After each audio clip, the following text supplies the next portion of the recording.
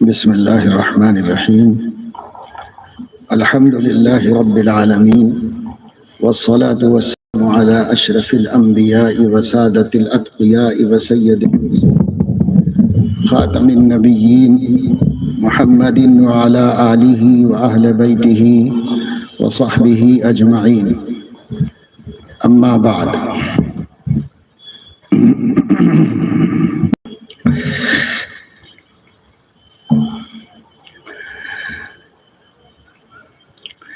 مدارس دینیہ میں جو علوم پڑھائے جاتے ہیں وہ اصولی طور پر 3 علم ہیں: قرآن کریم کا علم، تفسیر کا علم اور حدیث شریف کا علم اور فقہ اسلامی کا علم۔ یہ 3 علوم اصلاً مدارس دینیہ کے نصاب کا حصہ ہیں، اور ان 3 علوم کے لیے 3 اور علم ہیں جو معاون و مددگار ہیں: اصول تفسیر، اصول حدیث اور اصول فقہ۔ کل ملا کے 6 علوم ہیں جو علوم عالیہ کہلائے جاتے ہیں، اور اسی کے لیے دینی مدارس کا قیام عمل میں آیا ہے۔ مگر چونکہ ہم عجمی لوگ عربی زبان سے واقف نہیں اور ہماری مادری زبان عربی نہیں ہے، اس لیے عربی زبان کی فصاحت و بلاغت تک پہنچنے کے واسطے بہت سے علوم ہیں جن کو حاصل کرنا ضروری ہوتا ہے، جو صرف، نحو اور فصاحت و بلاغت اور ادب کے نام سے جانے جاتے ہیں۔ ان علوم میں اچھا خاصا وقت لگ جاتا ہے۔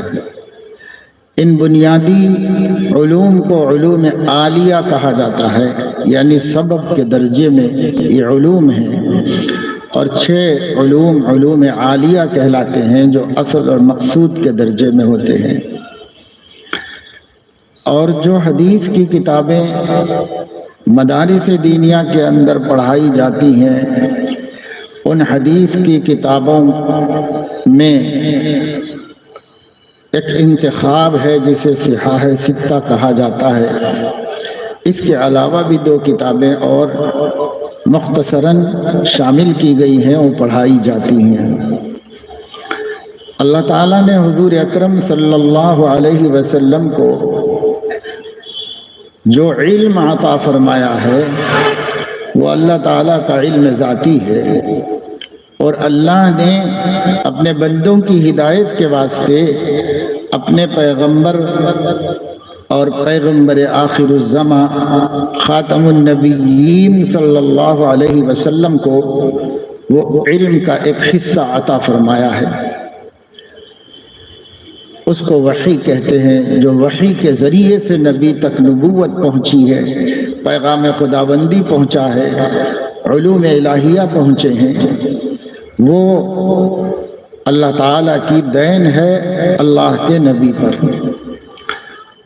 اس کو 2 حصوں میں تقسیم کیا گیا ہے، 2 قسمیں اس کی ہیں۔ پہلی قسم کتاب اللہ ہے اور دوسری قسم سنت رسول اللہ ہے، جسے حدیث بھی کہا جاتا ہے، لیکن حدیث عام ہے اور سنت خاص ہے۔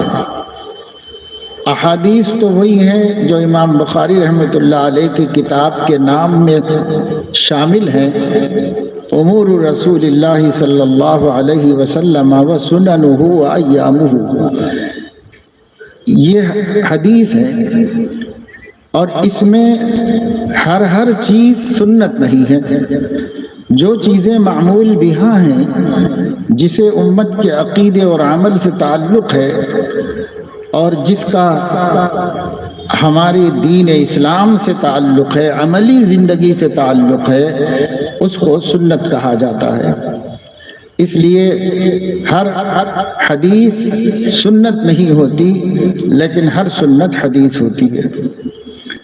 احادیث حضرت علیہ الصلاۃ والسلام کا وہ علم ہے جو اللہ نے قرآن کریم کے علاوہ عطا فرمایا ہے، اس لیے کہ قرآن کریم تو اپنے الفاظ اور اپنے حروف اور اپنی حیت اور اپنی اصوات کے ساتھ بعینی ہی موجود ہے۔ سورۃ الفاتحہ سے لے کر سورۃ الناس تک جتنا قرآن کریم ہے، جتنی آیتیں ہیں، عبارتیں ہیں، یہ سب کتاب اللہ ہے، اللہ کی کتاب ہے، یہ بھی وحی الہی ہے۔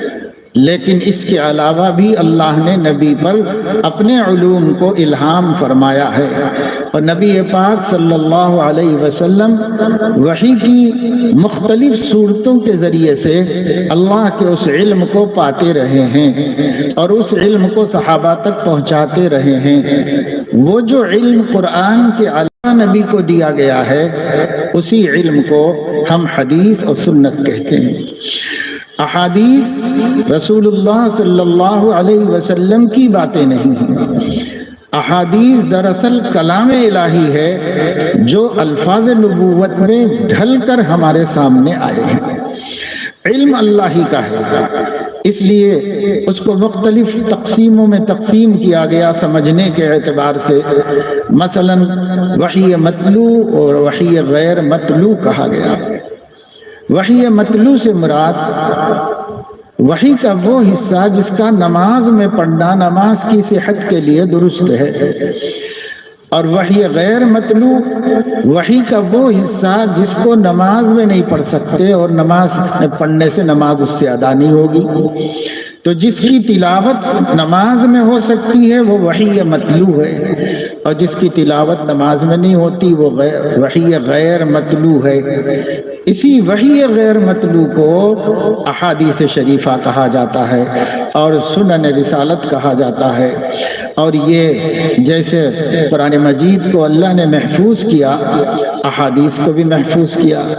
قرآن مجید میں اللہ نے فرمایا لا تحرک به لسانک لتعجل به ان علینا جمعہ وقرآنہ فاذا قرأناہ فاتبع قرآنہ ثم ان علینا بیانہ۔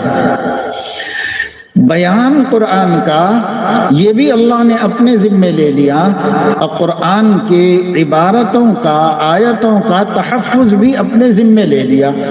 اور حضور علیہ السلام سے فرمایا آپ جلدی مت کیجئے بھول جانے کے خطرے سے، بلکہ رکے رہیے، سنتے رہیے۔ اور باقی یہ کہ یہ محفوظ کیسے رہے گا، تو ان علینا جمعہ وقرآنہ، ہماری ذمہ داری ہے کہ ہم آپ کے سینے میں اس کو محفوظ کریں گے اور آپ سے پھر پڑھوا کر صحابہ کے سینوں میں محفوظ کریں گے، اور یہ سلسلہ چلتا رہے گا۔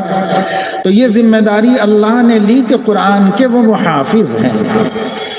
اسی طریقے سے ثم ان علینا بیانہ فرمایا، ہمارے ہی ذمے ہے بیان قرآن۔ قرآن مجید مجمل کتاب ہے، قرآن مجید اشارے کی زبان ہے، قرآن مجید قانونی دستور ہے، اس کی تشریح اپنی جگہ پر ہے اور اس تشریح کی ضرورت ہے۔ اپنے کلام کی تشریح متکلم خود کر سکتا ہے، دوسرا کرے تو وہ بھی کر سکتا ہے اگر مناسبت کامل ہو، لیکن اس کا کرنا ضروری نہیں ہے کہ اس تشریح کو متکلم بھی تسلیم کر لے۔ اس لیے جب کسی کلام کا متکلم خود وضاحت کرے گا کہ میرا منشا یہ ہے، میرا مطلب یہ ہے، میں یہ کہنا چاہتا ہوں، تو ظاہر ہے کہ اسی وضاحت کا اعتبار ہوگا۔ اس لیے قرآن کے متکلم اللہ رب العزت ہیں، وہ کلام اللہ ہے، جیسے کتاب اللہ ہے ایسے ہی وہ کلام اللہ بھی ہے۔ اللہ تعالیٰ نے اس کا تکلم و تلفظ فرمایا ہے۔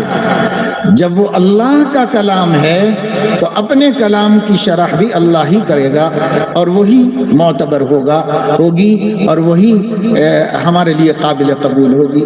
چنانچہ اللہ رب العزت نے قرآن مجید کی تشریح و تبیین بھی نبی کو عطا فرمائی۔ اور یہ نہیں فرمایا کہ میں آپ کو قرآن مجید دے دیتا ہوں اور آپ لوگوں کو قرآن مجید کا منشا اور مطلب، اس کی شرح اور اس کی تفصیل بتا دیجئے۔ نبی کے ذمے یہ کام ہے اور نبی ہی تبیین کرتے ہیں۔ انزلنا الیک الذکر لتبین للناس ما نزل الیہم، لیکن یہ تبیین من جانب اللہ کرتے ہیں، اپنی طرف سے نہیں کرتے۔ اس لیے کہ وَلَوْ تَقَوَّلَ عَلَيْنَا بَعْضَ الْأَقَاوِيلِ لَأَخَذْنَا مِنْهُ بِالْيَمِينِ ثُمَّ لَقَطَعْنَا مِنْهُ الْوَتِينَ وَمَا يَنطِقُ عَنِ الْهَوَىٰ إِنْ هُوَ إِلَّا وَحْيٌ يُوحَىٰ۔ نبی اپنی طرف سے کچھ نہیں کہتے، جو فرماتے ہیں وہ وحی ربانی ہے جو ان کی طرف وحی کی گئی ہے۔ اس لیے جو قرآن کے نام سے نبی نے ہم کو دیا یہ بھی وحی ربانی ہے، اور جو حدیثوں کی شکل میں ہمارے سامنے آپ کے ارشادات مبارکہ ہیں وہ بھی وحی ربانی ہے، اللہ تعالیٰ ہی کی وحی ہے۔ اس طرح ہمارے لیے دین مکمل ہوتا ہے کتاب و سنت کے مجموعے سے، اور یہی وجہ ہے کہ جب تک آپ دنیا میں رہے مسلمانوں کو کتاب و سنت کی روشنی میں تربیت کرتے رہے، عقیدے کتاب و سنت کی روشنی میں بناتے رہے۔ حضور علیہ الصلاۃ والسلام عبادات، اعمال، معاملات، صحابہ کرام کی تربیت، اخلاقی تربیت، ہر چیز قرآن و حدیث کی روشنی میں حضور علیہ السلام نے کی ہے، اور وہی چیز آگے چل کر صحابہ کرام کی زبانوں سے منتقل ہوتی ہوئی آگے بڑھ گئی۔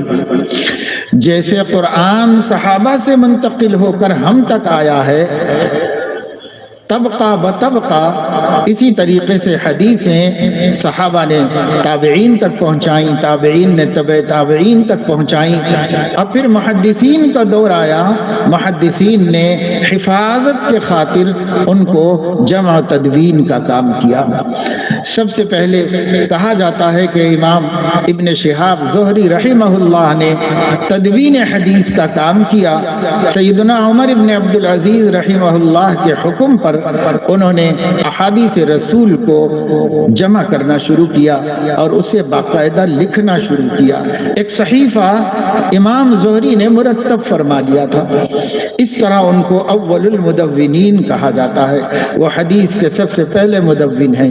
انہی کے دور میں بعض اور حضرات نے بھی حدیث کی تدوین کا کام شروع کیا ہے۔ حضرت عمر ابن عبدالعزیز خلیفۃ المسلمین تھے، اپنے دور اقتدار میں یہ محسوس کرتے ہوئے کہ حدیثوں میں کثر بیونت ہو رہی ہے، حدیثیں گڑھی جا رہی ہیں، حدیثوں میں کمی کی جا رہی ہے، رد و بدل کرنے کی کوششیں کی جا رہی ہیں، اس وقت جو ماہرین حدیث موجود ہیں اگر ان کے ذریعے حدیث مدون اور مرتب نہ ہو جائے تو آگے خطرات اس پر منڈلائیں گے، تحفظ مشکل ہو جائے گا۔ اس لیے انہوں نے گورنروں کو اپنے ہر صوبے میں ہدایت دی تھی کہ یہاں پر جو محدث ہے وہ اپنی حدیثوں کو جمع کر دے۔ صرف زبانی سنانے کا اور سننے کا جو سلسلہ اب تک چلا آ رہا تھا اس پر اکتفا نہ کیا جائے، اسے باقاعدہ لکھا جائے۔ اس لیے اس زمانے سے شروع ہوا سلسلہ احادیث شریفہ کو مدون کرنے کا، لکھنے کا سلسلہ شروع ہوا۔ لیکن اس کا یہ مطلب نہیں ہے کہ خلافت عمر بن عبدالعزیز سے پہلے احادیث لکھی نہیں جاتی تھیں، اس لیے کہ منکرین حدیث یہی شوشہ چھوڑتے ہیں اور کہتے ہیں کہ حدیثیں تو بہت بعد کے زمانے میں 4 صدی سے لکھنا شروع ہوئی ہیں، اس وجہ سے ان کا اعتبار نہیں کیا جا سکتا۔ تو اولاً تو لکھ کر محفوظ کرنا ہی ضروری ہے، یہ مفروضہ غلط ہے، اس واسطے کہ ہر دور کی حفاظت علم کے طریقے جدا ہوتے ہیں۔ ابتدائی دور میں علم سینوں میں محفوظ کیا جاتا تھا، سفینوں میں محفوظ نہیں کیا جاتا تھا، لکھا نہیں جاتا تھا۔ پہلے زمانے کے اندر کوئی بھی کتابیں اس دور میں نہیں ملتی جس دور میں کتاب و سنت نازل ہو رہی تھی۔ کتابیں نہیں تھیں لوگوں کے پاس، لکھنے پڑھنے کا تو عربوں میں رواج بھی نہیں تھا، اور جو دوسری جگہوں پر کتابیں تھیں وہ قصے کہانیوں کی کتابیں تھیں، اساطیر الاولین تھیں۔ کوئی مذہب کا محفوظ مجموعہ کتابی شکلوں میں موجود نہیں تھا۔ جو تورات کہا جاتا ہے، انجیل کہتے ہیں، پہلے سے موجود ہے لیکن وہ بھی موجود نہیں۔ یحرفون الکلم عن مواضعہ ونسوا حظا مما ذکروا بہ۔ تو لوگ محفوظ کیسے رکھتے تھے؟ تو لوگ محفوظ سینوں میں رکھتے تھے اور حافظے بہت مضبوط تھے۔ جس زمانے میں قرآن نازل ہو رہا تھا، ایک معمولی قسم کی باندی جاہل گوار، کچھ پڑھی لکھی نہیں، مکے کے مشاعروں میں شرکت کرتی تھی اور شاعر برجستہ 1000 شعر پڑھتے تھے عرب کے شاعر، اور یہ باندی اسے سن کر کے گھر لوٹ کر اپنی مالکن کو اسی ترتیب سے پورے 1000 شعر سنا دیتی تھی۔ یہ حافظوں کا حال تھا اس زمانے میں، تو لکھنے کی کیا ضرورت تھی؟ اس زمانے میں تو جب کوئی لکھتا تو لوگ اس کو طعنہ دیتے تھے کہ صاحب اس کا حافظہ بہت برا ہے، یہ لکھتا ہے۔ تو جس زمانے میں لکھنے کی ضرورت نہیں تھی حفاظت کے واسطے، فطری طریقے پر اپنے زمانے کے رواج کے مطابق کتاب کو، حدیثوں کو محفوظ کیا گیا، قرآن کو محفوظ کیا گیا۔ اسی طریقے سے حضرت عثمان غنی رضی اللہ تعالیٰ عنہ نے سوچا تھا کہ قرآن کو مرتب کر کے پوری دنیا کے مسلمانوں کو اس کا پابند بنا دیا جائے، اور انہوں نے وہ کام کیا تھا، اور آج تک ہم جو قرآن پڑھتے ہیں اس کو مصحف عثمانی کہتے ہیں۔ انہی کا مدون کیا ہوا اور مرتب کیا ہوا قرآن ہے جو سارے عالم میں اس وقت میں رائج ہے اور چلتا ہے۔ اسی طریقے سے عمر بن عبدالعزیز کی خواہش تھی کہ وہ حدیثوں کو مرتب کر کے قانونی درجہ اس کو دے دیں جیسے کہ قرآن کو دے دیا گیا ہے، لیکن یہ اللہ کو منظور نہیں تھا، اس لیے وہ اپنے دور میں اس کام کو نہیں کر سکے۔ اس کے بعد محدثین کا دور شروع ہوا۔ محدثین نے یہ کام شروع کر دیا کہ احادیث کو کتابت کے ذریعے قید کر لیا جائے اور ایک ایسے اصول بنا دیے جائیں کہ ہر حدیث کو جب اصول پر رکھا جائے تو اس حدیث کا حدیث رسول ہونا یا اس کے اندر تداخل اور تدارج ہونا لوگوں کو معلوم ہو جائے، سمجھ میں آ جائے۔ اس لیے اصول کی بنیادوں پر احادیث کو پرکھا گیا اور کتابوں کے اندر لکھا گیا۔ حدیث کی کتابیں بے شمار ہیں، ایک لمبی فہرست ہوگی، ایک بڑا کتب خانہ ہے حدیث کی کتابوں کا۔ ایسا نہیں ہے کہ چند کتابوں کو جو ہم نام جانتے ہیں بس وہی حدیث کی کتابیں ہیں، ایسا نہیں ہے۔ حدیث کی کتابیں بہت ہیں، بڑی بڑی ہیں، ضخیم و عظیم ہیں، مجلات پر مبنی ہیں حدیث کی کتابیں، اور ان کے نام بھی بہت ہیں اور قسمیں بھی بہت ہیں۔ بعض کتب حدیث کو صحاح کہا جاتا ہے اور یہ اعلیٰ درجے کی کتب حدیث شمار کی جاتی ہیں۔ جو صحاح ہیں ان کے اندر بھی 6 کتابیں مشہور ہو گئی ہیں، اس لیے وہ صحاح 6 کہلائی جاتی ہیں: بخاری، مسلم، ترمذی، ابو داؤد، نسائی، ابن ماجہ۔ یہ صحاح 6 صحیح کتابیں کہی جاتی ہیں، لیکن یہ دھیان میں رہنا چاہیے کہ صحیح حدیثوں کے مجموعے 6 میں منحصر نہیں ہیں، ان کے علاوہ بھی ہیں۔ ابن خزیمہ کی صحیح ہے، ابن حبان کی صحیح ہے۔ اسی طریقے سے جو مستدرکات ہیں انہوں نے صحاح میں چھوٹی ہوئی حدیثوں کو جمع کرنے کا اہتمام کیا ہے، ان کی سندوں پر، جیسے حاکم کی مستدرک ہے۔ اسی طریقے سے اور کتابیں ہیں۔ بڑا مجموعہ موسوعہ حدیث کا امام احمد ابن حنبل کی مسند ہے، اور اس کے اندر انہوں نے احادیث کا بہت بڑا ذخیرہ اکٹھا کر دیا ہے، لیکن سب صحیح سند سے ہوں اس کا اہتمام نہیں فرمایا ہے۔ تو جو حدیث کی کتابیں ہیں ان کی قسموں میں سب سے اہم قسم جو ہوتی ہے وہ صحاح 6 مشہور ہیں، اور ان 6 مشہور کے اندر مرتبہ اور مقام جس کتاب کو حاصل ہوا ہے وہ سیدنا الامام بخاری رحمہ اللہ کی کتاب، جس کو ہم لوگ عرف میں بخاری شریف کہتے ہیں۔ اس کتاب کو سب سے بڑا مقام حاصل ہوا صحہ میں بھی۔ اس کی وجہ یہ ہے کہ ایک تو امام بخاری رحمۃ اللہ علیہ نے اپنی کتاب میں حدیثوں کو جمع کرنے کی جو شرائط رکھی اور سند کو جس باریک بینی سے پرکھا اور دیکھا، اتنا اہتمام کسی اور نے نہیں کیا، اگرچہ کہ اتنے اہتمام کی ضرورت بھی نہیں تھی اصول کے اعتبار سے، لیکن بہرحال یہ امام کا مقام ہے اور ان کی کڑی شرائط ہیں جس کی بنیاد پر انہوں نے احادیث کو جمع کیا اپنی کتاب کے اندر۔ اس وجہ سے ان کی سندوں پر کچھ زیادہ کلام کسی نے بھی نہیں کیا، اکا دکا کہیں کوئی بات کہی گئی ہوگی تو کہی گئی ہے، لیکن عموماً ان کی مرویات پر اور ان کی سند پر کلام نہیں کیا گیا ہے۔ اس وجہ سے یہ مستند ترین ذخیرہ حدیث بن گیا، اور اسی وجہ سے مدارس دینیہ اسلامیہ میں اس کا آغاز بھی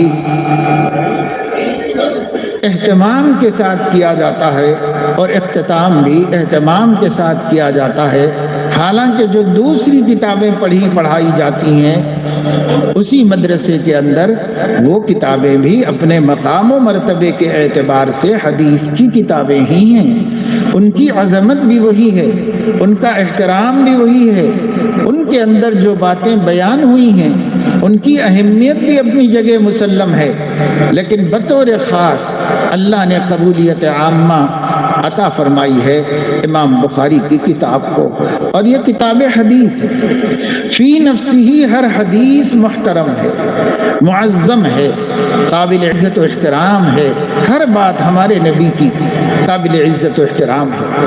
ایک صحابی نے اپنے بھتیجے سے کہا کہ بیٹا یہ جو تم کھجور کی گٹلیاں پھینک پھینک کر کھیل رہے ہو، اچھال رہے ہو گٹلیاں، ایسا مت کرو، اس لیے کہ حضور اکرم صلی اللہ علیہ وسلم نے کسی بچے کو ایسا کرتا ہوا دیکھ کر فرمایا تھا کہ دیکھو ایسے کھیل مت کھیلو جس سے تمہارا تو کوئی بھلا نہیں ہے پر کسی کی آنکھ پھوٹ سکتی ہے، ایسے کام مت کرو، ایسے کھیل مت کھیلو۔ مگر ان کا بھتیجا کھیل میں مگن تھا، کھیل ہی رہا تھا، تو ناراض ہوئے اور فرمایا میں تم کو حدیث رسول سنا رہا ہوں اور تم اس کی طرف دھیان بھی نہیں دیتے، میں تم سے کبھی بات نہیں کروں گا۔ پوری زندگی مرنے تک ان سے بات نہیں کی، صرف اسی غصے میں اور اسی غم میں اور اسی ناراضگی میں کہ بھتیجے نے حدیث رسول کو دھیان سے نہیں سنا۔ یہ صحابہ کرام کے دلوں میں حدیث کی عظمت تھی اور اس کا احترام تھا، کیونکہ کلام اللہ کے بعد اس دنیا میں اگر کوئی قابل اعتبار و احترام کلام ہے تو وہ کلام رسول اللہ صلی اللہ علیہ وسلم ہے۔ اس وجہ سے اس کی بڑی عزت ہے، اس کا بڑا احترام، بہت اونچا مقام ہے۔ اس کا خیال ہمیشہ رکھنا چاہیے عامہ مومنین کو بھی اور علماء دین کو بھی، اس لیے کہ عامہ مومنین سے لغزشوں کا امکان ہے، علماء دین سے جانتے بوجھتے لغزش کا امکان نہیں ہونا چاہیے، اور انہیں اس کا خود اہتمام کے ساتھ احترام کرنا چاہیے۔ سیدنا الامام البخاری رحمہ اللہ نے جو اہتمام فرمایا ہے اور جو اللہ نے ان کو خصوصیتیں عطا فرمائی ہیں، ان کی بنیاد پر امام بخاری مسلمانوں کے دلوں کی دھڑکن بن گئے، امام بخاری مسلمانوں کے قلوب کی راحت بن گئے۔ ان کا نام جہاں بھی کہیں آئے گا اور جہاں کہیں ان کا ذکر ہوتا ہے، ہر ایمان والے کا دل ان کی یاد سے تازہ ہو جاتا ہے اور ان کی محبت سے معمور ہو جاتا ہے۔ یہ قبولیت من جانب اللہ ہے، اللہ جس کو عطا فرما دے، اور حدیث میں ہے بندوں کے دلوں میں کسی کا محبوب ہو جانا اللہ تعالی کا نقد انعام اور اس کا تحفہ ہے بندے کے لیے۔ یہ امام بخاری کی قبولیت عامہ چار دانگ عالم میں جدھر دیکھو جہاں جاؤ، اگر ایمان والا ہے تو بخاری شریف کو ضرور جانتا ہے، اسے قرآن شریف و بخاری شریف معلوم ہے، ہر ایمان والا نام تو سنا ہوا ہے اور امام بخاری کو جانتا ہے، اور ایسا جانتا ہے کہ جب ان کا نام لیا جاتا ہے تو دل میں محبت کے جذبات ابھر آتے ہیں، عظمت کے جذبات ابھر آتے ہیں۔ جیسے مشائخ بہت ہوئے ہیں، لیکن سیدنا شیخ عبد القادر جیلانی رحمہ اللہ کا جہاں نام آتا ہے، سید الطائفہ جنید بغدادی رحمہ اللہ کا جہاں نام آتا ہے، وہاں دل محبت کے جذبات سے معمور ہو جاتے ہیں۔ حالانکہ پتہ نہیں کس زمانے کے ہیں، کب آئے کب چلے گئے دنیا سے، ہمیں تو ہوا بھی نہیں لگی ان کے دور کی، لیکن یہ عظمتیں اللہ کی طرف سے ان بندوں کو انعام دنیاوی ہے، یہ دنیاوی انعام ہے جو اللہ پاک نے ان کو عطا فرمایا۔ حضرت امام بخاری کا بھی یہ مقام و مرتبہ جو ہوا، وہ ان کے ورع کی وجہ سے، تقوی کی وجہ سے، تدین کی وجہ سے، علم دین میں مہارت کی وجہ سے، ذوق قرآن اور ذوق حدیث کی وجہ سے، جو ان کی زندگی اور سیرت کو پڑھے گا اسے پتہ چلے گا کہ سیدنا الامام بخاری رحمہ اللہ پیدائشی طور پر عاشق علم دین تھی، پیدائشی طور پر عاشق مصطفیٰ تھے، اللہ تعالیٰ کی معرفت سے ان کے دل دماغ بھرے ہوئے تھے۔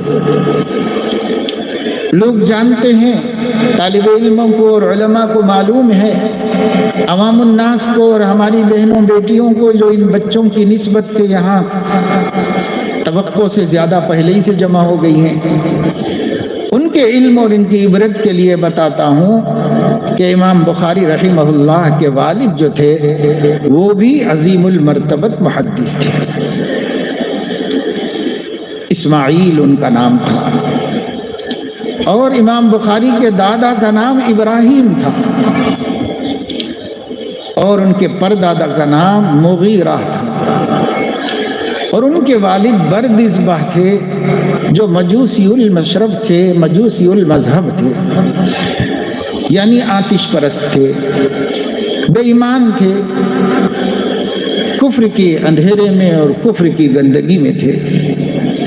لیکن ان کے بیٹے مغیرہ کو اللہ رب العزت نے ایمان کی ہدایت فرمائی، اور اللہ تعالیٰ نے ان کو اس کی توفیق دی کہ وہ توحید کے مذہب میں داخل ہو جائیں اور مجوسیت کو، کفر شرک کو چھوڑ دیں۔ چنانچہ بخارا کے والی کے دست حق پرست پر انہوں نے اسلام قبول کیا۔ ان کے بیٹے ابراہیم ہیں جن کی زیادہ تفصیل نہیں معلوم ہے، اور ان کے بیٹے اسماعیل ہیں جو وقت کے محدث تھے اور محدثین میں اونچا مقام رکھتے تھے۔ ان کے گھر میں حضرت امام محمد بن اسماعیل پیدا ہوئے، اب عبداللہ ان کی کنیت ہے۔ محمد بن اسماعیل کے پیدا ہو جانے کے بعد والد کا انتقال ہو گیا، اور آپ جانتے ہیں کہ دنیا میں جتنے نامی گرامی شخصیتیں گزری ہیں ان میں سے اکثریت کی پرورش ماؤں نے کی ہے، اور باپ کا سایہ اللہ نے بچپن ہی میں اٹھا لیا۔ اللہ کی حکمت ہے، اللہ عورت کے بارے میں یہ بتانا چاہ رہے ہیں کہ تربیت کرنے کے لیے، دعات پیدا کرنے کے لیے، غزات پیدا کرنے کے لیے، بڑے بڑے مجاہدین کو جنم دینے اور تربیت کرنے کے لیے، علماء کو پیدا کر کے تربیت دینے کے لیے ماں کافی ہے، جس سے اللہ تعالی جسمانی تخلیق کی تکمیل کراتا ہے، جس کے پیٹ کے اندر اللہ نے اس کو اس کا اہل بنایا ہے کہ وہ روحانی اور علمی تربیت کی تکمیل بھی کر سکتی ہے۔ اسی لیے اللہ رب العزت نے عورتوں کو تربیت کے لیے مختص فرما دیا، کیونکہ جب تمہارے ہی پیٹ کے اندر ایک بچے کو میں ایک قطرے ناپاک سے لے کر ایک شریف و کریم انسان تک ترقی دے دیتا ہوں، تو تمہاری ہی گود میں اور تمہارے ہی سائے میں اور تمہارے پاک نفوس کی برکت سے یہ میرا ولی اللہ و مقرب اور نیک بندہ بھی بن سکتا ہے۔ اس لیے ماؤں سے کہا کہ تم تربیت کرو، اور اس کے باپ سے کہا کہ تم اس کا سامان وسائل دنیا فراہم کرو۔ سامان تربیت فراہم کرو. باپ کے ذمے یہ کام کیا، عورت کے ذمے تربیت کی. لیکن بدقسمتی سے ہمارے دور میں باپ تو اپنی روزی روٹی کی طرف نکل پڑتا ہے اور مائیں تربیت سے محروم ہو گئی، نہ خود تربیت یافتہ ہیں نہ اپنی اولاد کو تربیت کر سکتی ہے. اس کا نتیجہ یہ ہوا کہ اب امت کو اچھے لوگ ملنا کم ہو گئے اور دین کے لیے، ایمان کے لیے، نبی کے لیے ننگ و عار بن جانے والی امت بڑھتی چلی جا رہی ہے اور ان کی عزت بننے والی امت کم سے کم ہوتی چلی جا رہی ہے. امام بخاری رحمہ اللہ کی والدہ کو یہ تمنا دل میں آئی کہ میں اپنے اس لخت جگر کو اس کے باپ کی طرح عظیم محدث بنا دوں، عالم دین بنا دوں. ہر ماں کے دل میں اپنی اولاد کے لیے تمنائیں ہوتی ہیں، ہر ماں کے دل میں تمنائیں ہوتی ہیں اولاد کے لیے، لیکن وہی تمنائیں ہوتی ہیں جو اس کے ذہن میں، اس کے دل میں وقیع اور اہم ہوتی ہیں. اگر دنیا کی اہمیت زیادہ ہے، ماں چاہتی ہے کہ میرا بچہ وزیر اعظم بن جائے، میرا بچہ بادشاہ وقت بن جائے، میرا بچہ بہت بڑا تعلیم یافتہ ہو جائے، ڈگری ہولڈر ہو جائے، میرا بچہ بڑی بڑی کمپنیوں کا اونر ہو جائے. جس کے دل میں جس چیز کی وقعت رچی وسیع ہوتی ہے وہ ماں اپنے بچوں کے لیے اسی کی آرزو اور اسی کی تمنائیں کرتی ہے، اسی کی دعائیں مانگتی ہے. امام بخاری کی ماں کے دل میں کتاب و سنت سے قیمتی کوئی دولت دنیا میں نہیں تھی. اپنے بچے کے حافظ قرآن اور عالم دین ہونے سے زیادہ عزت کا کوئی مرتبہ ان کے تصور میں نہیں تھا. اس لیے انہوں نے اللہ سے یہ آرزو کی اور دل میں یہ تمنا پرورش کی کہ میرے بچے کو میں حافظ قرآن اور حافظ حدیث بناؤں گا، کیونکہ یہی سب سے بڑی دولت ان کے ذہن میں تھی. اب وہی اپنے بچے کے لیے ماں مانگتی ہے جو اس کے دل میں سب سے قیمتی چیز ہوتی ہے. یہ امام بخاری کی والدہ کے ایمان و یقین کی بات ہے اور ان کے دین اسلام سے تعلق کی بات ہے کہ ان کے دل میں سب سے زیادہ قیمتی جو دولت تھی وہ قرآن و حدیث کی دولت تھی. مگر ایک آزمائش من جانب اللہ یہ پیش آ گئی اور آتی ہی ہے. ہر اچھے ارادے کے راستے میں آزمائشیں آتی ہیں. ان آزمائشوں سے گزر جانے والے کو اللہ اس ارادے کے نتیجے تک پہنچاتا ہے. امام بخاری کے ماں کو یہ مشکل پیش آ گئی کہ حضرت امام بخاری بچپن میں بصارت سے محروم ہو گئے، آنکھیں اندھی ہو گئی ان کی. ماں بہت پریشان ہوئی کہ میں پڑھانا لکھانا چاہتی تھی اور آنکھ کے بغیر یہ کیسے پڑھے گا لکھا گا، کیسے قابل بنے گا. اس زمانے میں علم کسی ایک مدرسے میں نہیں ملتا تھا، ایک چھت کے نیچے ٹھنڈی ہواؤں کے اندر مل جاتا ہے. طالب علم اپنی جگہ بیٹھے ہوتے ہیں اور اساتذہ آتے جاتے رہتے ہیں، یعنی اساتذہ طالب بن جاتے ہیں اور طلبہ مطلوب بن جاتے ہیں. وہ اپنی جگہ پر آرام سے بیٹھے ہوئے، استاد آتا ہے اور اپنا سبجیکٹ پڑھا کے جاتا ہے، دوسرا آتا ہے وہ پڑھا کے جاتا ہے، تیسرا آتا ہے. یہ انتظامی سہولت کے لیے ایسا ہو گیا مدارس میں، ورنہ علم کی فطری ترتیب یہ ہے کہ ایک طالب علم دل میں طلب صادق پیدا کر کے ایک ایک استاد کے گھر کو جائے اور اس کی خاک چھانے اور سفر کرے اور سفر پر سفر کرے اور غربت کی زندگی گزارے اور جا جا کر علم حاصل کر کے لائے. شروع میں ایسا ہی طریقہ تھا علم کا.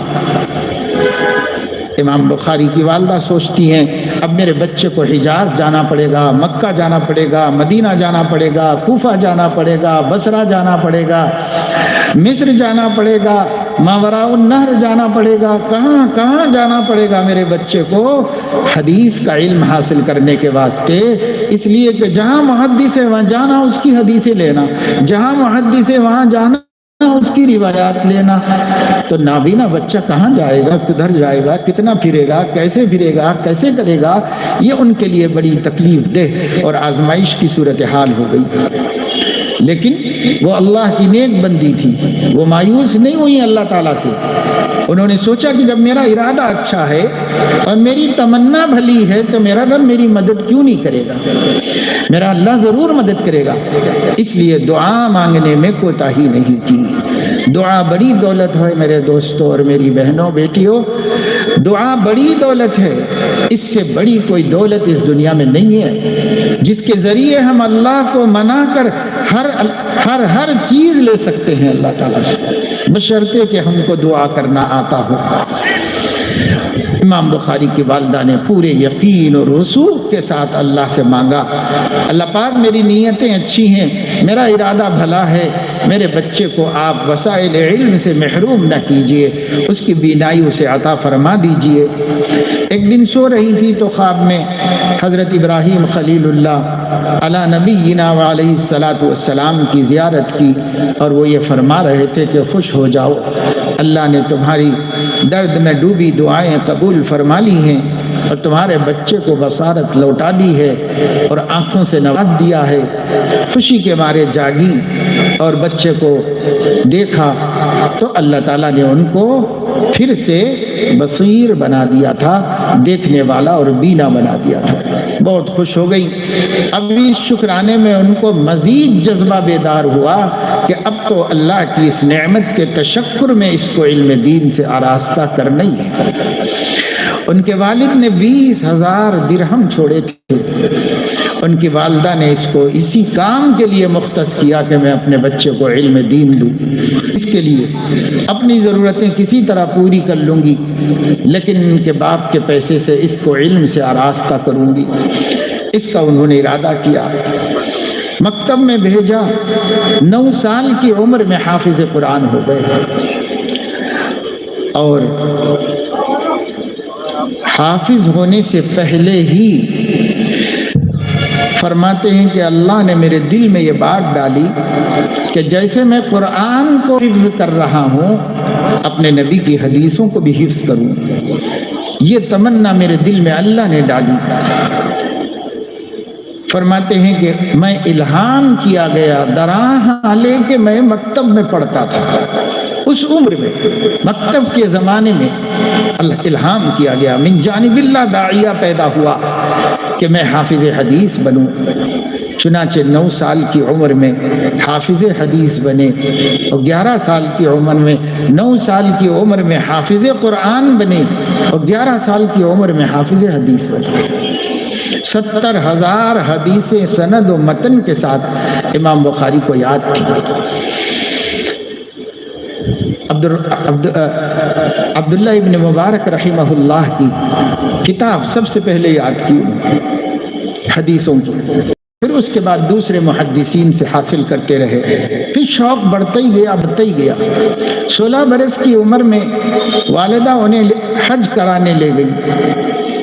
جب حج سے فارغ ہو گئے تو اپنی ماں سے کہا کہ آپ بھائی کے ساتھ، بڑے بھائی ساتھ میں تھے، بھائی کے ساتھ آپ واپس ہو جائیے اور مجھے چھوڑ دیجئے یہاں پر، تاکہ میں حجاز مقدس کے محدثین کی روایات لے لوں۔ ان کی والدہ بھی بلند حوصلہ تھی، بیٹے کو وہیں چھوڑ کے چلی آئیں، اور امام بخاری رحمہ اللہ حرمین شریفین کے علاوہ پورے حجاز میں جہاں کوئی محدث تھا اس محدث تک پہنچ کر علم حدیث حاصل کرتے رہے اور اپنا ذخیرہ بڑھاتے رہے اور علم میں اضافہ فرماتے رہے۔ کسی وقت ان کے اساتذہ کی محفل میں ایک بات سامنے آئی تھی کہ ان کے محبوب استاذ محدث اسحاق بن راہوے نے یا کسی اور نے اس محفل میں کہا تھا کہ جی چاہتا ہے کہ ایک ایسی کتاب مرتب کی جائے جس میں حدیثیں سب صحت کے اعتبار سے اعلیٰ درجے کی ہوں اور دین اسلام کے تمام احکام آ جائیں، اور پھر یہ کتاب مختصر بھی ہو، زیادہ مفصل نہ ہو، اس لیے کہ ایک ایک حدیث، ایک ایک متن کی حدیثیں 20 یوں ہوتی ہیں، اگر ان سب کو جمع کیا جائے تو پھر اتنا بڑا ذخیرہ ہوگا کہ استفادہ مشکل ہو جائے گا، اس لیے مختصر بھی ہو، جامع ہو تمام عنوانات اسلام کو، اور نمبر 3 یہ کہ وہ اعتبار کے حساب سے اعلیٰ درجے کی معتبر ہو۔ یہ 3 خصوصیتوں کی ایک کتاب کی خواہش ظاہر کی کسی استاذ نے، تو امام بخاری فرماتے میں دل میں طے کر لیا، تہیہ کر لیا کہ یہ جو پیشکش آئی ہے، یہ پیشکش انشاءاللہ توفیق الہی سے میں پوری کر دوں، کیونکہ اتنا ذخیرہ بھی تھا ان کے پاس علم کا۔ چنانچہ لاکھوں مجموعی احادیث میں سے 1,00,000 صحیح احادیث جو ان کے سینے میں محفوظ تھی، ان 1,00,000 میں سے چند احادیث کا انتخاب کر کے یہ کتاب مرتب فرمائی۔ کہا جاتا ہے کہ اس کا آغاز مکہ مکرمہ میں کیا، حرم مکی میں، اور اس کے عناوین اور اس کے تراجم حرم مدینے میں بیٹھ کر روضۃ الرسول کی صحبت میں اور کنارے میں سائے میں اس کے عناوین مرتب فرمائے۔ پھر یہی نہیں کہ اس طرح یہ کتاب پوری ہو گئی، اس کتاب کو لے کر واپس آئے اور اپنے استاذ کی خدمت میں پیش کر دیا اور کہا کہ جو کام آپ لوگوں کے دل میں تھا اللہ نے کرا دیا ہے مجھ سے۔ چنانچہ ان لوگوں نے جب اس پر نظر ثانی کی تو ان کے اساتذہ نے بھی اس کی توثیق و تصدیق کر دی کہ جیسے ہم چاہتے تھے ایسی کتاب مرتب ہو گئی ہے۔ ایک خصوصیت یہ کہ سب حدیثیں اعلیٰ درجے کی صحیح ہیں۔ دوسری خصوصیت کے ساتھ بلا وجہ 1 سے 2 ایک ہی حدیث سے مسئلہ ثابت کر دیا، ضرورت ہوئی تو 2 تیسری لکھی، ورنہ ایک پر ہی کام چلایا۔ تیسری بات یہ کہ جامع ہو، یعنی دین اسلام پورا اس کے اندر آ جائے۔ ان تینوں خصوصیتوں کی حاملیت بخاری شریف ہوئی، اس لیے اساتذہ کی توثیق بھی حاصل ہوئی۔ جیسے اس زمانے میں طلبہ، جونیئر علماء کوئی کتاب لکھتے ہیں تو سینئر علماء سے توثیق کرا لیتے ہیں، تقریض لکھا لیتے ہیں اس پر، یہ اعتباریت کو بڑھانے کے واسطے ہوتا ہے۔ اسی طریقے سے امام بخاری کے اساتذہ کے سامنے جب پیش کی گئی تو اس وقت کے عظیم تر محدثین اور شیوخ اس کو معتبر ترین مجموعہ حدیث قرار دیا، اسی وجہ سے اس کو قبولیت عامہ حاصل ہوئی۔ پر امام بخاری نے اسی پر اکتفا نہیں کیا، آگے 16 سال تک مسلسل اس میں حق و فق کرتے رہے، احادیث بدلنا ہے تو بدلتے رہے، عنوانات میں رد و بدل کرنا ہوا تو عنوانات میں رد و بدل کیا، مسائل کے اندر غور و فکر کرتے رہے، اور اس طرح 16 برس میں اس کتاب کی تصنیف کو مکمل فرمایا۔ ظاہر ہے کہ بڑی مشقت کا کام تھا، برسہا برس تک ایک کام میں دھیان کا لگا رہنا، سفر و حضر میں ساتھ رکھتے تھے، کہیں چلے جائیں اس لیے کہ ایک جگہ بیٹھ کے نہیں رہتے تھے امام بخاری، مسلسل اسفار کرتے تھے۔ کتنے اسفار کیے ہیں تفصیل کا یہ موقع نہیں۔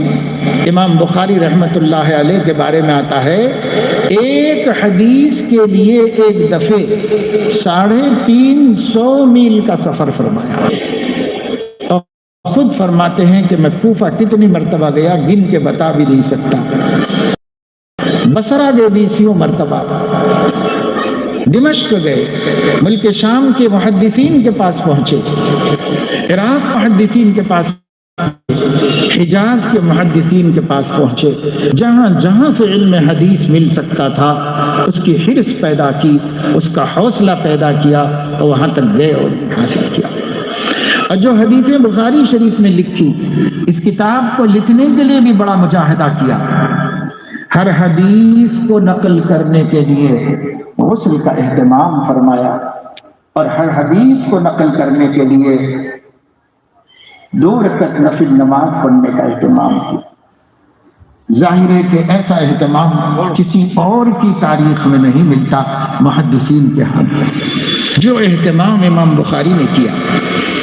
اس سے آپ اندازہ کر سکتے ہیں کہ خود مصنف کے دل میں حدیث کی عظمت کتنی اور نبی پاک صلی اللہ علیہ وسلم سے محبت کتنی تھی۔ ان کی باتیں نقل کرنے کے لیے ایک ایک بات کو غسل فرمانا اور 2 رکعت نماز پڑھ کے اللہ سے مدد لینا، اور پھر اس کے بعد ان کی بات کتاب میں لکھنا، یہ معمولی مجاہدہ نہیں تھا، غیر معمولی مجاہدہ تھا۔ مثل مشہور ہے، جتنا گڑ ڈالو گے اتنا میٹھا ہوگا۔ جتنا مجاہدہ کیا اتنا ان کو اللہ نے مقام عطا فرمایا، اور ویسی قبولیت اللہ تبارک و تعالی شانہ نے ان کو بھی دی، ان کی کتاب کو بھی اللہ تعالیٰ نے دی۔ یہ ان کے مجاہدات کی برکت ہے، اور تدین و تقوی بے انتہا اور بے مثال اللہ تعالیٰ نے ان کو عطا فرمایا تھا۔ اور محدثین بھی دین پہ عمل کرنے والے تھے، فقہا بھی دین پر عمل کرنے والے تھے۔ کوئی بھی ایسا نہیں ہے ہمارے اسلاف میں، اکابر میں، محدثین و فقہا میں جو عمل سے دور ہو۔ صرف علم، ان کے ہاں صرف علم کوئی چیز نہیں تھی، ان کے ہاں علم با عمل تھا۔ وَلَكِنْ كُونُوا رَبَّانِيِّينَ، ربانی بنو، اللہ والے بنو، اصل مقصد حیات یہ ہے۔ تو ان حضرات نے صرف علم کو مشغلہ نہیں بنایا تھا، عمل بھی ان کی زندگی میں بہت تھا۔ امام بخاری رحمہ اللہ رمضان شریف میں روزانہ تراویح میں 1 پارہ سناتے تھے، اور سحری سے پہلے 10 پاروں کی تلاوت کرتے تھے، اور دن میں 1 قرآن پورا مکمل پڑھتے تھے۔ یہ اللہ تبارک و تعالی شانہ نے ذوق قرآن اور ذوق تلاوت ان کو دیا تھا۔ آج ہم علمی مشغولیات کا بہانہ کر کے قرآن کی تلاوت نہیں کرتے۔ ان کی مشغولیات کتنی تھی، غیر معمولی مشغولیات کے باوجود قرآن مجید کی تلاوت روزانہ کرتے تھے، اور رمضان کے 1 مہینے میں 41 قرآن ختم فرماتے تھے۔ اتنا اگر ہم نے، اللہ نے جو امام بخاری کو عطا فرمایا وہ ذوق حدیث سے کم نہیں تھا، ذوق کم نہیں تھا۔ یہی وجہ ہے کہ آپ نے دیکھا جہاں بخاری نے قرآن اپنے عنوانات قائم کیے، ان تراجم میں اکثر قرآن کی آیتوں سے استشہاد کیا، قرآن کی آیتیں لانے کی کوشش کی۔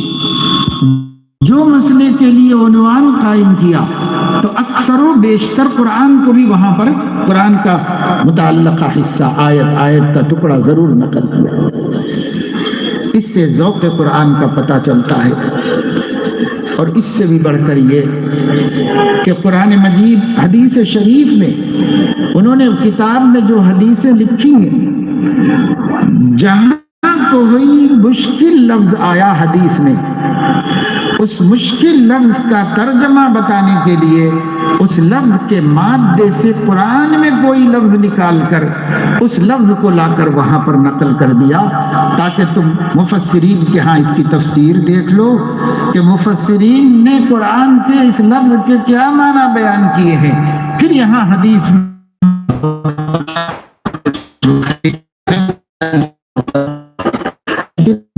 لائے، اور ثلاثی ہے تو رباعی سے لائے، کہیں نہ کہیں سے لاتے ہیں، کسی بس مادے سے مل جانا چاہیے وہاں پر وہ لفظ، اس لفظ کو لا کے یہاں رکھ دیتے ہیں تاکہ طالب علم تفسیر میں اس کے معنی سمجھ کر حدیث میں بھی اس کے معنی کو سمجھ لے، اور اس کے مطابق اس کے لیے مستند معنی اس کے سامنے آ جائیں۔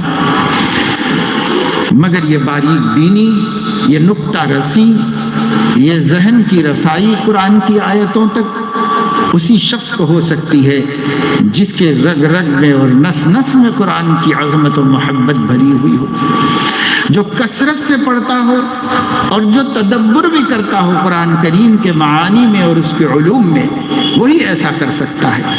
پتہ چلا کہ امام بخاری سب سے پہلے قرآن حفظ کیے تھے، لیکن زندگی بھر قرآن سے کبھی دور نہیں ہوئے، قرآن سے ہی وابستہ رہے، جڑے رہے، متن کے ساتھ کرتے رہے وہ، اور متن کے ساتھ شرح کی خدمت کرتے رہے۔ عزیز طالب علموں، قرآن کے ساتھ اپنا رشتہ بھی ایسے جوڑو، مضبوط کرو جیسے آپ کے محسن امام بخاری رحمۃ اللہ علیہ نے مضبوط رکھا تھا۔ یہ ان کا احسان ہے کہ اس کتاب کے اختتام کے نام پر ہمیں عالم دین کہا جاتا ہے۔ اس کتاب کو پڑھنے کی بنیاد پر ہمیں عالم کی سند دی جاتی ہے۔ بڑے محسن ہیں ہمارے لیے اسوہ ہیں، ہمارے لیے بہترین نمونہ ہیں۔ آپ دین کی کسی خدمت میں لگو، قرآن سے اپنے کو علیحدہ مت کرو۔ جو قرآن کریم سے جدا ہوا وہ ہدایت سے جدا ہو گیا، اس لیے کہ ہدایت نامہ قرآن ہی ہے، ہدی للمتقین۔ یہی کتاب ہدایت دینے پر قناعت نہیں کر لینا چاہیے، وہ تو تفسیروں کے مطالعہ سکھانے والی کتاب ہے، صرف مطالعہ سکھاتی ہے تو کیسے مطالعہ کرنا چاہیے، اس لیے ایک پڑھا کے چھوڑ دیتے ہیں۔ آپ اس پہ اکتفا نہ کریں، آپ تفسیر ابن کثیر پڑھیں، آپ تفسیر کبیر پڑھیں، آپ علامہ آلوسی کی روح المعانی پڑھیں، اور اسی طرح متأخرین میں بھی بعض محققانہ تفسیریں موجود ہیں، اس کو پڑھیں۔ اور اگر عربی زبان پر زیادہ قدرت نہیں ہے تو یہ جو حکیم الامت حضرت مولانا اشرف علی تھانوی رحمہ اللہ کی بیان القرآن ہے، اس بیان القرآن کو علماء پڑھیں، اس لیے کہ عوام کی تو بیچاروں کی اب رسائی مشکل ہے، اس کا علماء پڑھیں۔ ایک بہت بڑے عالم تھے سنبھل کے، وہ دارالعلوم ندوۃ العلماء کے لائبریرین تھے، حضرت مولانا زکریہ سنبھلی دامت برکاتہم کے بھانجے تھے، دارالعلوم ندوۃ العلماء کے لائبریرین تھے، اور خود بہت جید عالم دین تھے۔ وہ فرماتے ہیں کہ بیان القرآن کی قدر اس عالم کو ہو سکتی ہے جو اس سے پہلے 10 تفسیریں پڑھے، پھر اس کے بعد اس کو پڑھے تو اس کو سمجھ میں آئے گا کہ 10-20 تفسیروں کا خلاصہ ایک جملے میں، ایک لفظ میں حضرت لے کے آتے ہیں، اور اس طرح بڑی بڑی تفسیروں سے بے نیاز کر دیتے ہیں۔ مگر قدر اسی کو ہوگی جو پہلے بڑی بڑی سب دیکھ لے اور اس کے بعد یہ دیکھے، تو اس کو سمجھ میں آئے گا کہ کیا فرق ہے اس میں اور اس میں، خلاصہ آ گیا ہے۔ جس زمانے میں علامہ انور شاہ کشمیری رحمۃ اللہ علیہ دارالعلوم دیوبند میں شیخ الحدیث تھے تو وہ اردو زبان کے قائل نہیں تھے۔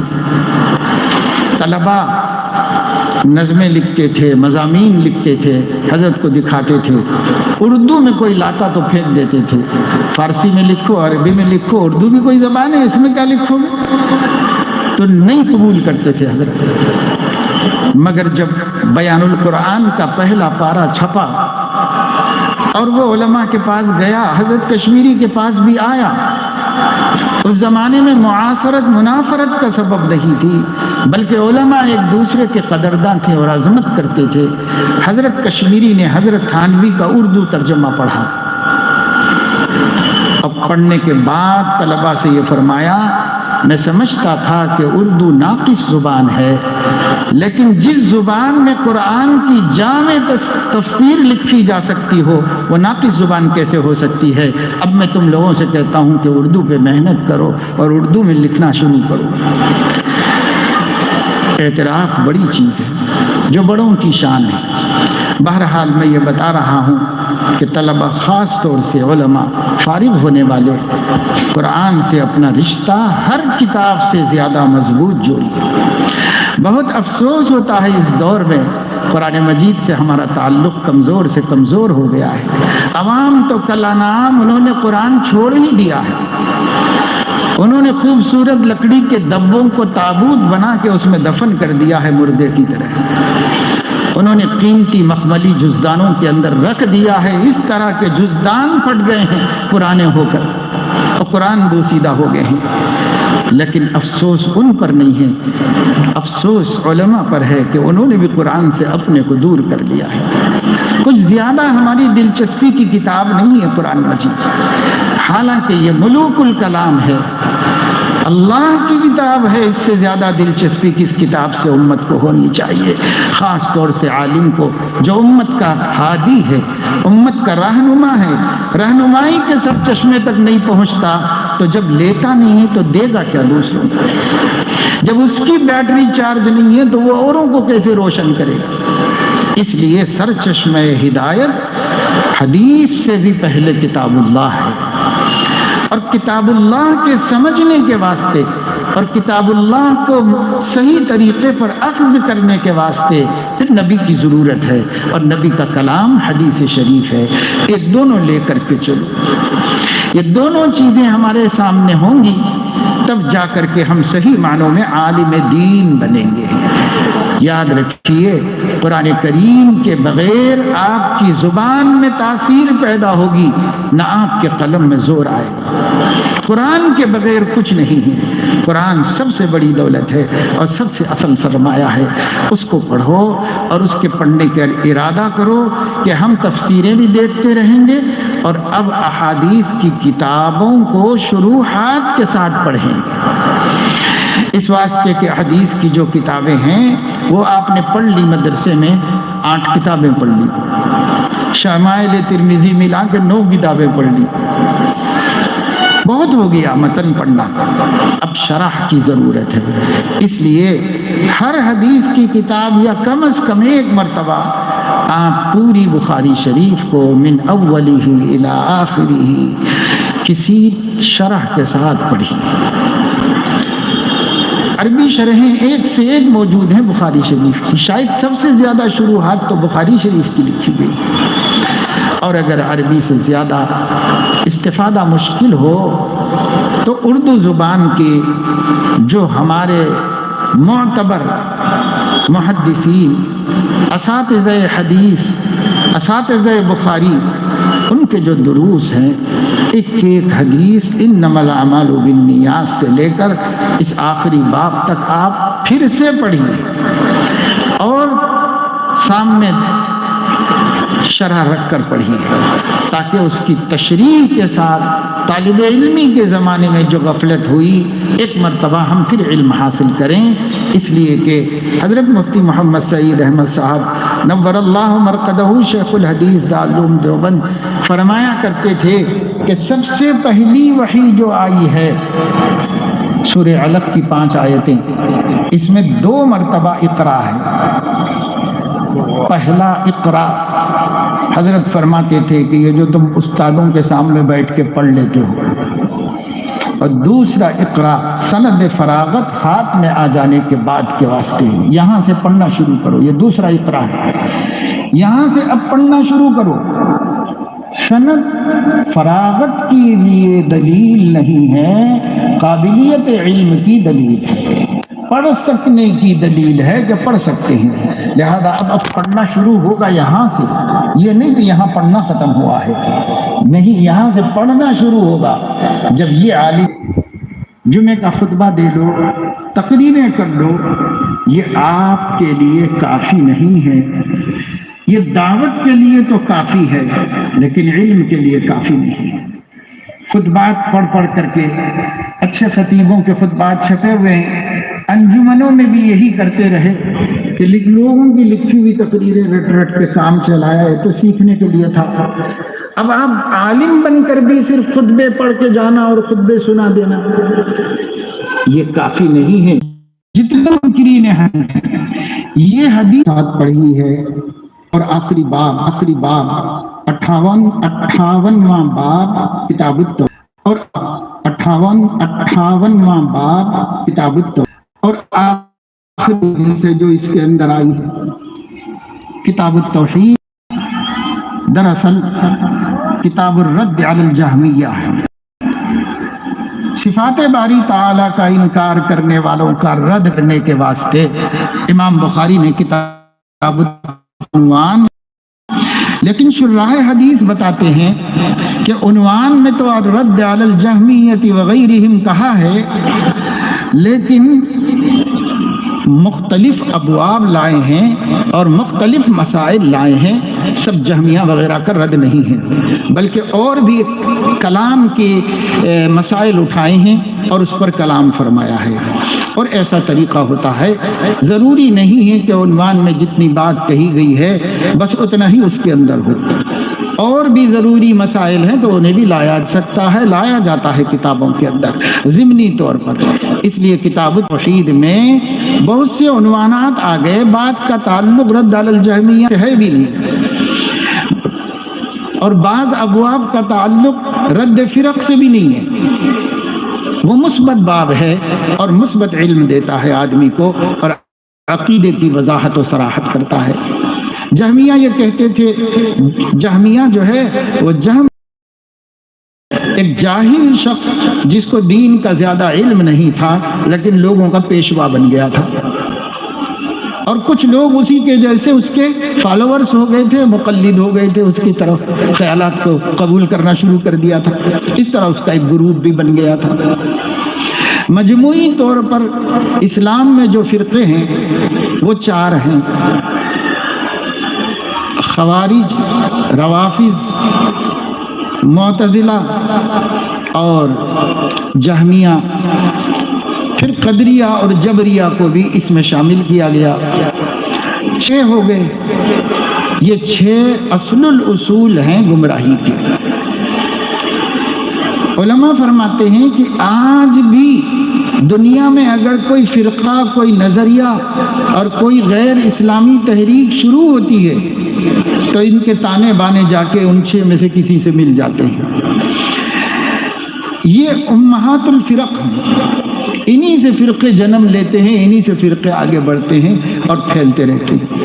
اس لیے ان فرقوں کو تفصیل کے ساتھ سمجھایا گیا۔ امام بخاری رحمۃ اللہ علیہ نے کتاب الایمان میں بھی اور کتاب التوحید میں بھی بہت کوشش کی ہے، اور بڑی باریک بینی کے ساتھ انہوں نے احادیث رسول کی مدد سے بدعقیدہ لوگوں کے عقیدوں کا درست کیا ہے اور ان کا رد کیا ہے۔ مانے نہ مانے اپنی اپنی قسمت ہے، لیکن عالم کا کام احقاق حق اور ابطال باطل ہے۔ غلط کا غلط ہونا تحقیق و دلیل سے ثابت کر دیجئے، اور حق کا حق ہونا تحقیق اور دلیل سے ثابت کر دیجئے، یہ عالم کی ذمہ داری ہے۔ کوئی مانے نہ مانے، ما علی الرسول الا البلاغ المبین۔ ہاں، غم ضرور ہونا چاہیے امت کے بگاڑ کا، لیکن کام ہمارے ذمہ ان کو ہدایت دینا نہیں۔ انک لا تہدی من احببت ولکن اللہ یہدی من یشاء۔ اس لیے علم صحیح ہونا چاہیے اور علم صحیح کی تحقیق کرتے رہنا چاہیے۔ اپنے اپنے علاقوں میں جہاں کہیں فرق باطلہ کا علم ہو جائے، بھنک لگ جائے، پتہ چل جائے، تو پھر اس کے بارے میں مکمل اسٹڈی کر کے، مکمل تحقیق کر کے پہلے طے کرنا چاہیے کہ اہل السنت والجماعت کا اس سلسلے میں کیا موقف ہے اور یہ لوگ اس سے کتنے منحرف ہیں۔ اسی حساب سے حکم لگانا چاہیے، اسی حساب سے ان پر رد کرنا چاہیے۔ یہ بڑی ذمہ داری ہوتی ہے عالم کی۔ ہم اس کے لیے تیار رہیں، اسی کے لیے امت کے درمیان میں جائیں کہ ہمیں کام کرنا ہے اور باطل کو مٹانا ہے، حق کو غالب کرنا ہے، اور اس کے لیے اپنی والی جد و جہد کرنا ہے۔ نتائج ہمارے ذمے نہیں، نتائج اللہ تعالیٰ کے ذمے ہیں، مگر کام ہمیں کرنا ہے، آخری سانس تک کام کرتے رہنا ہے۔ اس عزم کو اپنے اندر پیدا کرنا چاہیے۔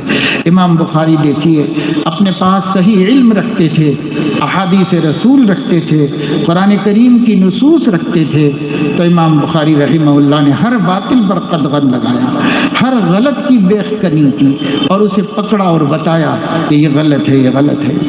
جہمیہ کا یہ خیال تھا، جہم بن صفوان کا، کہ بندے مجبور محض ہیں، جو اہل السنت والجماعت کے عقائد کے خلاف تھا،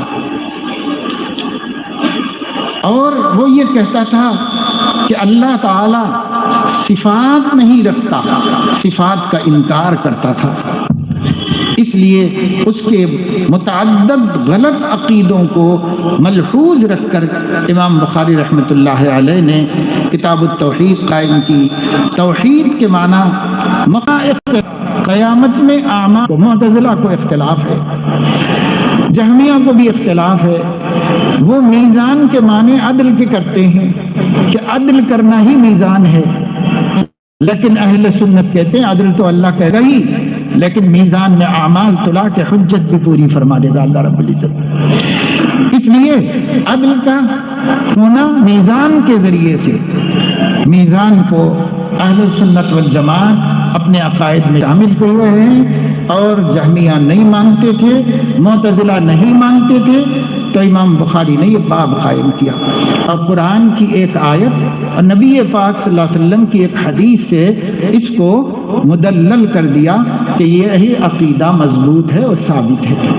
چونکہ مختصراً ان کو کتاب لکھنی تھی، اس لیے انہوں نے اختصار کے ساتھ یہاں پر ایک آیت اور ایک حدیث نقل فرمائی ہے، ورنہ امام بخاری نے مستقلاً بھی اس پر کلام کیا ہے اور وہاں پر آیات و احادیث کے ڈھیر لگا دیے ہیں۔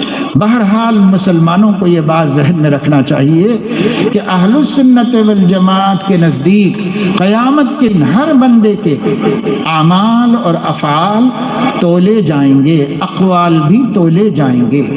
آدمی کے جتنے اعمال ہیں یا تو لسانی ہیں، زبان سے ہوتے ہیں، یا قلبی ہیں، دل سے ہوتے ہیں، یا جوارحی ہیں، اعضاء سے ہوتے ہیں۔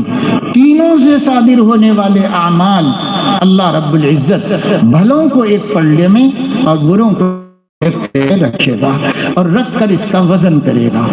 اگر رائی کے دانے کے برابر بھی نیکی کا پلڑا غالب ہو گیا تو کام بن جائے گا اس کا، اور اللہ تعالیٰ اس کو جنت میں داخل فرمائیں گے۔ اور اگر برابر سرابر ہو گیا تو محاسبہ ہوگا اللہ کی طرف سے، اور مختلف شکلیں ہیں مغفرت کی کہ جہنم میں جا کر سزا پا کر جہنم سے نکلے، یا نہیں تو اللہ تعالیٰ اپنی قدرت سے، اختیار سے معاف ہی کر دیں۔ شروع سے سب کچھ اختیار ہے۔ البتہ دو لوگوں کے اعمال نہیں تولے جائیں گے، ایک ایسا کافر جس کے پاس کفر کے علاوہ کچھ بھی نہیں ہے، تو اس کا تول کے کیا کریں گے؟ کفر کے مقابلے میں کچھ ہے ہی نہیں، ان کو بغیر کسی تو وزن اعمال کے جہنم میں جانا ہوگا۔ ایک وہ مومن جس کے پاس نیکیاں ہیں اور اس کے مقابلے میں بدیاں نہیں ہیں، ایمان ہے، اعمال ہیں صالحہ اور بدی نہیں ہے۔ ایسے بھی بہت لوگ ہوں گے، حدیث میں 70,000 کی بات آئی ہے اور اس کی تشریح کثرت سے کی گئی ہے۔ ایک بڑی تعداد اللہ کے نیک بندوں کی ایسی بھی ہوگی محشر میں جن کے اعمال تولنے کی ضرورت ہی نہیں ہوگی، اس لیے کہ دوسرے پلڑے میں رکھنے کے لیے کچھ نہیں، اس واسطے ان کے اعمال نہیں تولے جائیں گے۔ باقی سب لوگوں کے اعمال اللہ رب العزت تولے گا، اور تولنا ثابت ہے۔ کیسے تولے گا؟